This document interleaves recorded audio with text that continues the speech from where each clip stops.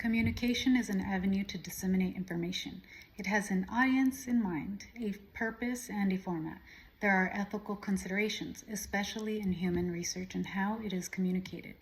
How a person delivers their message can effectively help deliver the purpose of their communication, which can assist in the spread of information such as research.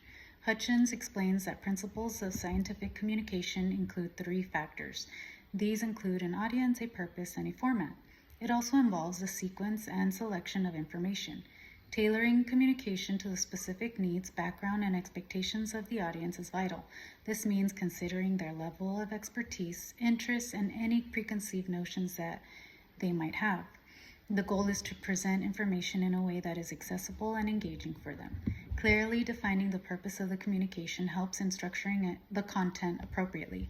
Whether the goal is to inform or persuade, understanding the objective shapes how the information is presented and what emphasis is placed on different aspects of the research. The format refers to the medium through which the communication is delivered, such as a journal, article, conference presentation, or social media post.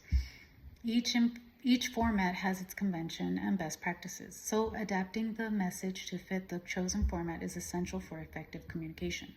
Additionally, organizing the information logically and selecting the most relevant details are critical for clarity.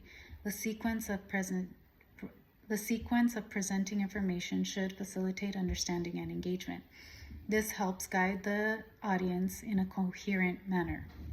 The ethical implications of human research are crucial in ensuring that research is conducted responsibly and prioritizes the welfare of the participants. Newman delineates key ethical implications in human research, which involves respect, fairness, beneficence, non-maleficence, transparency, and integrity. Participants should be able to make their own decisions when involved in human studies. When getting consent, respect translates itself in participants maintaining autonomy for their participation without coercion.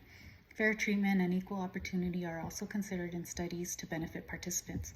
For example, a variety of ethnicities and participants with different socioeconomic statuses should be involved, not just one specific group. Meanwhile, no harm should come to the participants, which is consistent with beneficence and non-maleficence. If there is potential harm, then the study should not continue. The research should be transparent and honest. All information should be available for review and under the supervision of institutional review boards. The study should disclose any conflicts of interest, such as stakeholders. There are many ethical issues surrounding communication when conducting research in the allied healthcare field. Ethical challenges that Newman's text provides are informed consent, confidentiality, and conflict of interest. Informed consent ensures participants fully understand what their involvement entails. This includes understanding the purpose, risks, benefits, and nature of the research.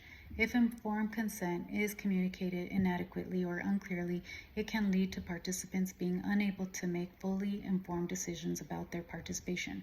This undermines their autonomy and can lead to ethical violations.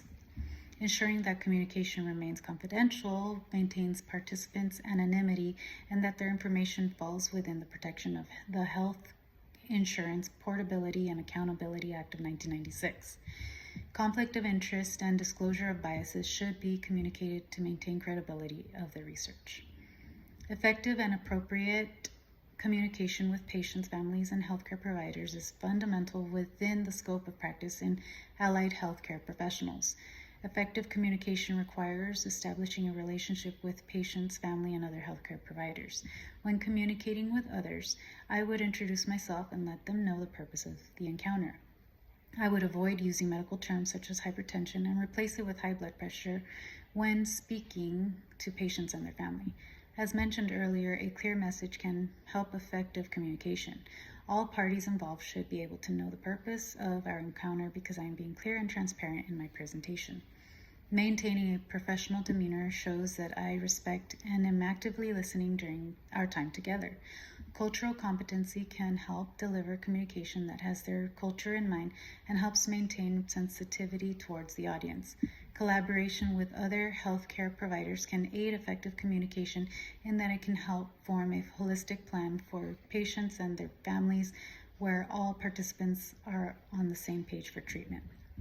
Newman provides ways in which people can effectively write formal correspondence to communicate information and ideas. Correspondence should be written with a specific audience in mind. When writing a letter, I would introduce my ideas. In the body, I would inform my audience of the purpose with a logical sequence. A conclusion would follow, summarizing the key points of the letter. Additionally, a closing phrase like sincerely and my signature would bring the letter to an end. Meanwhile, my tone should be respectful and professional when writing formal correspondence. To reiterate, scientific communication is important. The audience, purpose, and format drive this communication. When used properly, it can provide effective communication that can be shared with patients, families, and other healthcare professionals while maintaining ethical concerns.